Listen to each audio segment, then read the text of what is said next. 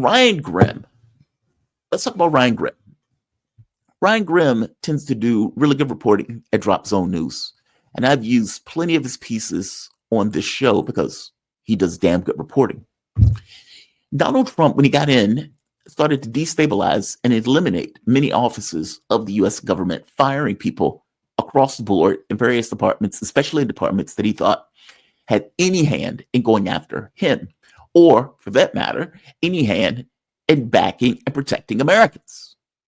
Meaning he's also destroying parts or companies, or let's say parts of the government that were affecting and protecting Americans. One of those organizations was the Consumer Financial Protection Bureau. Obviously, somebody like Elon Musk, or let's say the tech sector, does not want this bureau to be as full-throated as, let's say, I would want that bureau to be. The entire point of that bureau, I believe it was created under Obama, was to protect people in financial circumstances for the various companies and everything else in order to recoup money that people might have lost through some kind of shady dealings with various companies or whatever else. Listen to Grimm, because he breaks down part of the reason that they wanted to defang the Consumer Financial Protection Bureau. And what he's pointing out is a lot of this stuff boils down to the tech sector trying to find a way to make an extra buck at our expense.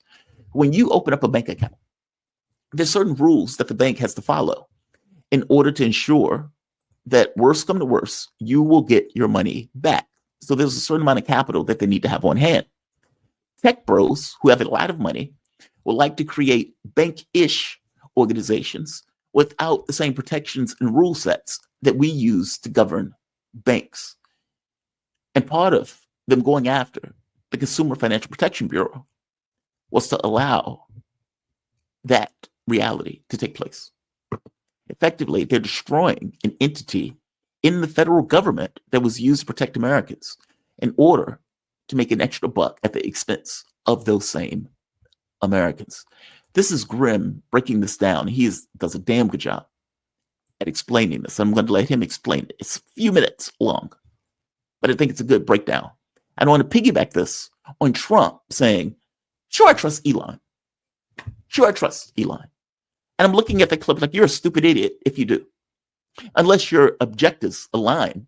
And if your objectives align, fair enough. But don't give me this America First stuff when you're doing things that are going after this idea of what is in the best interest of Americans.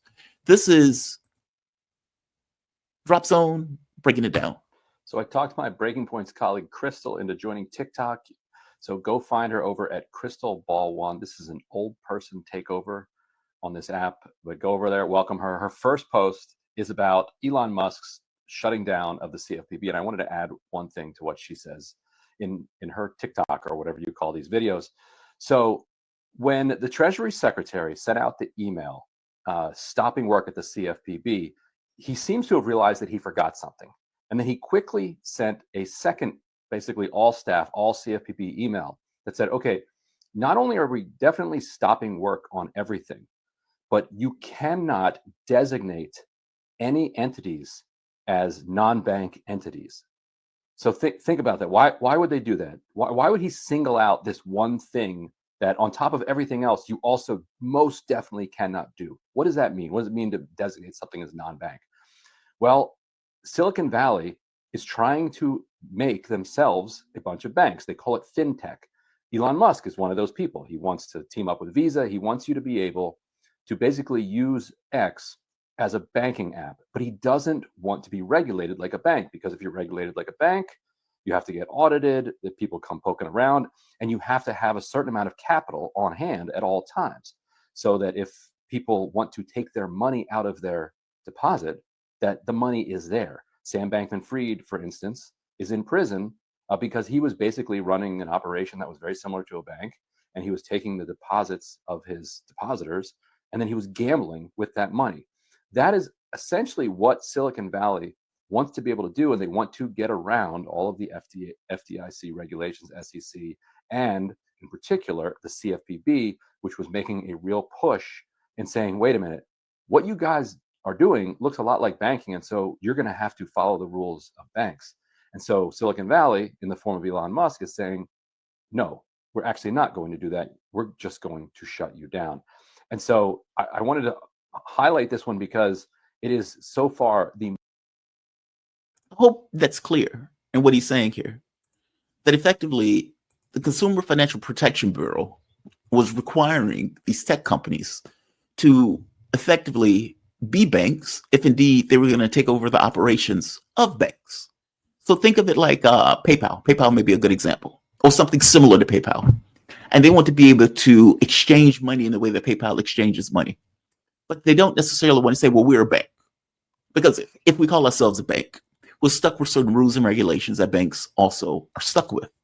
And so what they decided to do was, let's just get rid of the Consumer CFPB. Let's just get rid of it. If we get rid of it, then we don't have an entity in the US that puts rule sets on us. We can just eliminate the entity that is trying to regulate that particular industry. Just astonishing. I'm going to let him finish on this since most of this was already said. Most egregious case of an agency that is actually doing good. A lot of people have pointed out that it costs the taxpayer less than $1 billion. It actually doesn't cost the taxpayer. It's the Federal Reserve that funds it, but that's besides the point.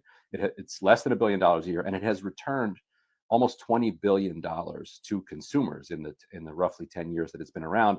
But it's not just that $20 billion.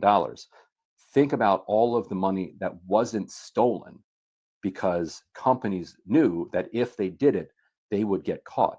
That's the real value in having law enforcement towards criminals like these scammers. It's nice to catch them and get somebody their money back, but you would actually prefer not to be ripped off in the first place. So anyway, I guess good luck with all of this. Yeah, good luck with all of this. Don't give me this stuff that Donald Trump is in this to make America great again. There are things that he's going to do that I'm going to agree with. But let's be very clear.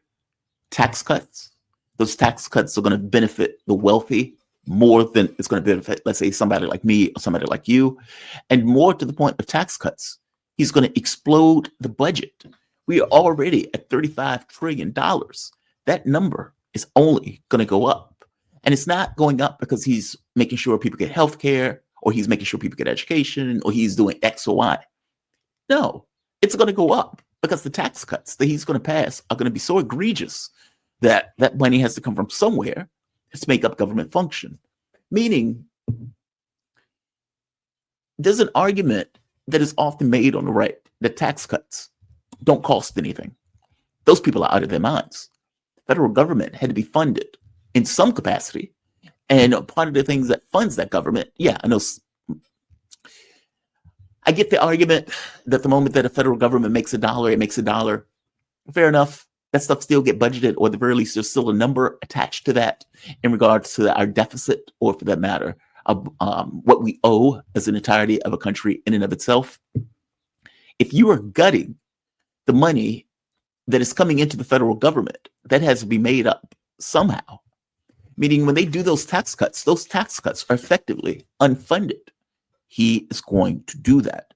And as Ryan Grimm pointed out, you get somebody like Elon Musk who has a vested interest in getting involved into something like this. The man has billions of dollars. Why wouldn't he be interested in this? And if I'm not mistaken, this was something that came on once before, that it seems that there were certain interests involved in it.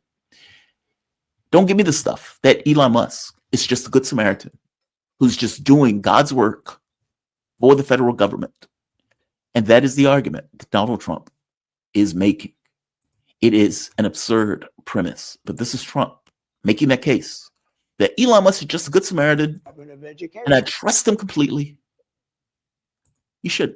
I don't know if it's kickbacks or what's going on, but the people, look, I ran on this, and the people want me to find it. And I've had a great help with Elon Musk, who's been terrific. Bottom line, you say you trust him. Trust Elon? Oh, he's not gaining anything. In fact, I wonder how he can devote the time to it. He's so into it. But I told. That is absurd. That is absurd.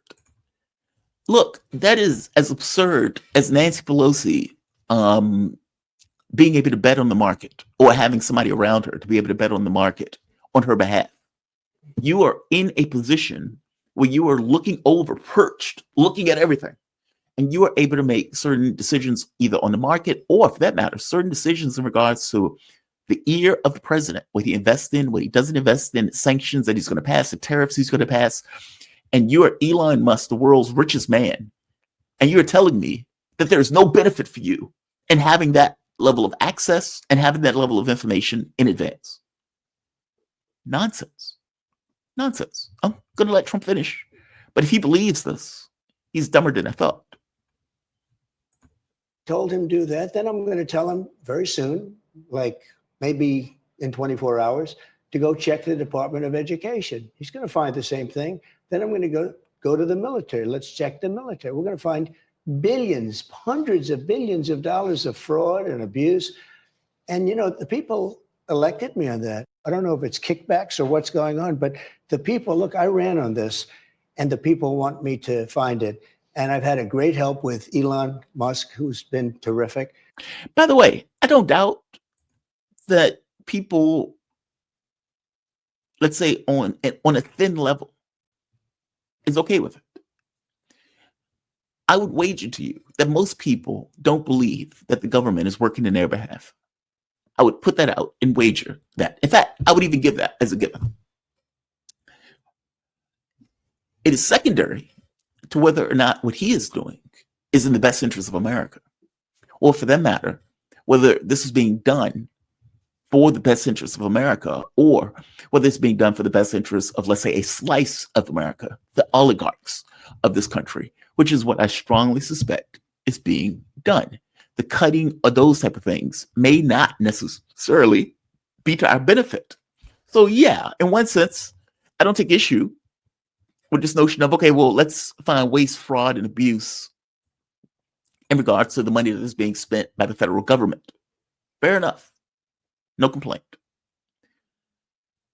Making Elon Musk that guy to do it? Oh, you lose me immediately. You lose me immediately. Elon Musk wasn't elected to a pie shop. And for all intents and purposes, I have no reason to believe that what he is looking for is things that are in his own best interests, as opposed to the best interests of the country itself. Those are very different things.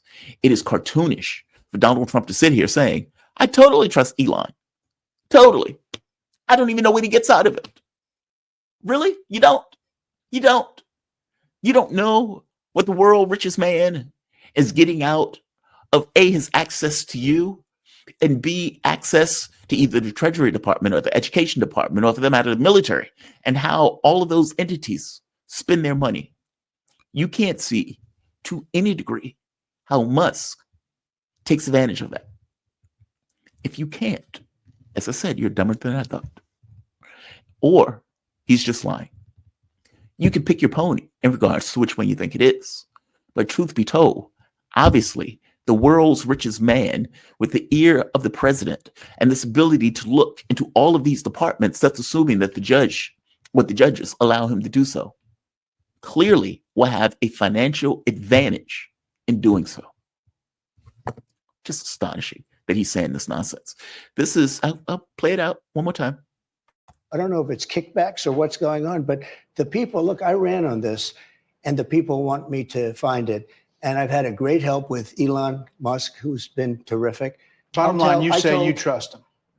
Trust Elon? Oh, he's not gaining anything. In fact, I wonder how he can devote the time to it. He's so into it. But I told him do that. Then I'm going to tell him very soon, like maybe in 24 hours, to go check the Department of Education. He's going to find the same thing. Then I'm going to go to the military. Let's check the military. We're going to find billions, hundreds of billions of dollars of fraud and abuse. And, you know, the people elected me on that. I don't know if it's kickbacks or what's going on, but the people, look, I ran on this, and the people want me to find it. And I've had a great help with Elon Musk, who's been terrific. Bottom line, you say you trust him. Trust Elon? Oh, he's not gaining anything. In fact, I wonder how he can devote the time to it. He's so into it. But I told him do that. Then I'm going to tell him. So into it. Yeah, I bet he is so into it. I bet he is so into it.